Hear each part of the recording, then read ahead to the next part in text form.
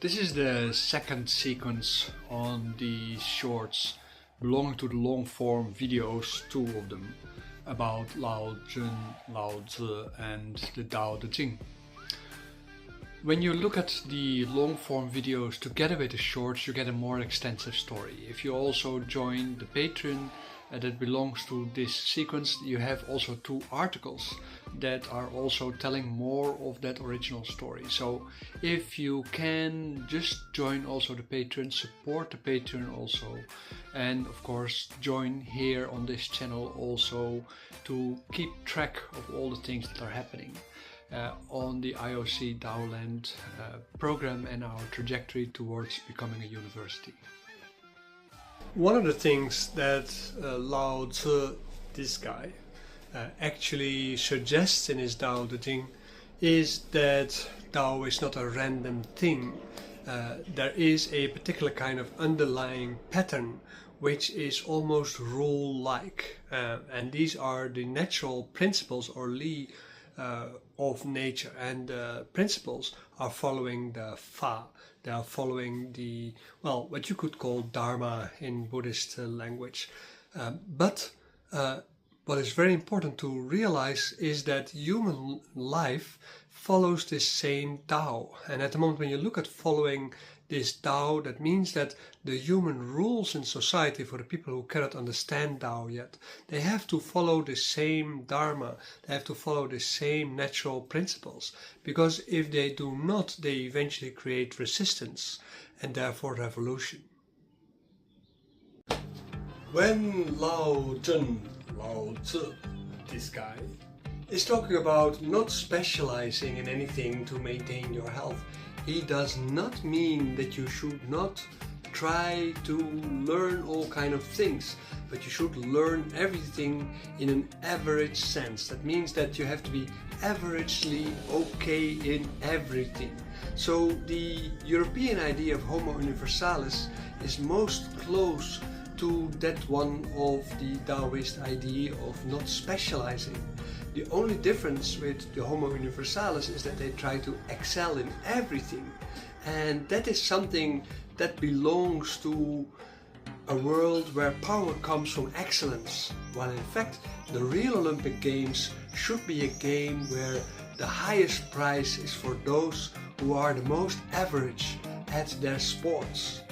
The one who excels should lose.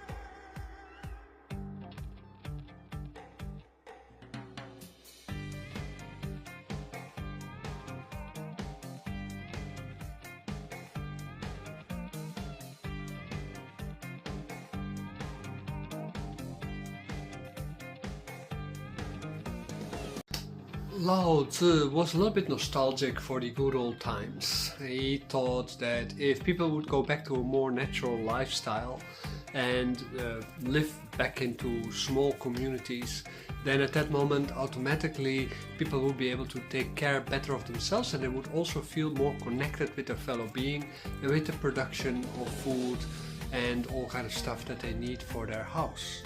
In this modern time that seems to be almost impossible because we live in big cities, but it is actually not true, not exactly true, because you can start building today on your own small community with maybe 100 or 200 or 300 people most, and you can become conscious of how they are your friends, and you can organize things with them to make sure that you bind your community together. And if everybody does that, everybody lives in their own community, but then at that moment you are basically the governor of your own society.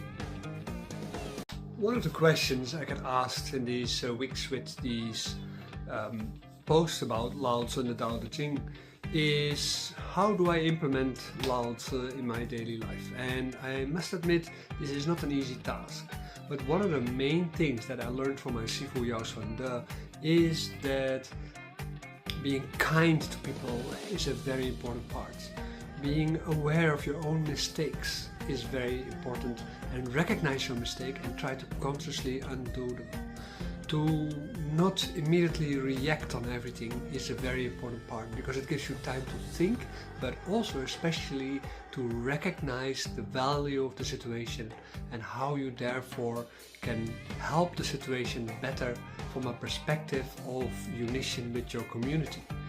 It is never a good thing when you only think about yourself, because you're going to harm yourself and you're going to harm your community. There is no way how you can learn about the Daodejing or from the Daodejing without proper guidance. This is one of the things that I learned over 50 years of reading the Daodejing and talking with Daoists about the Daodejing. I talked with Confucians, I've talked with scholars, I have a huge collection, and still I have the feeling I am at the beginning of learning the Daodejing. It is a hugely complicated text, both in Chinese, modern Chinese and ancient Chinese. You have to realize that the translations that we have in the West are originating from people like James Legge, Christians, and so on and so on. And in the translation, even by academic scholars, they very often root back into these translations. I'm nearing the end of my cycle of shorts on the Daodejing, and if you have more questions, then don't hesitate anytime when you come across this video to join the channel, of course, but also specifically to ask me these questions on the Daodejing. You have to realize that the translations that we have in the West are originating from people like James Legge, Christians, and so on and so on. And in the translation, even by academic scholars, they very often root back into these translations. In the Chinese translation portals, usually there is an assignment. Take that one, but improve on it. So that way, then the translations of the Daodejing can be improved in the way how they would like you to understand it. There are even novels about the life of Laozi nowadays, and I don't, they're not translated fortunately, but there is so much more than just a Daodejing about Laozi. There are many commentators over time who reacted on that. My work as a commentary is not as wise as that of Laozi. Your understanding of the Daodejing likely is not going to be as wise as the Daodejing too. Historical fact or non-historical fact, it doesn't really matter.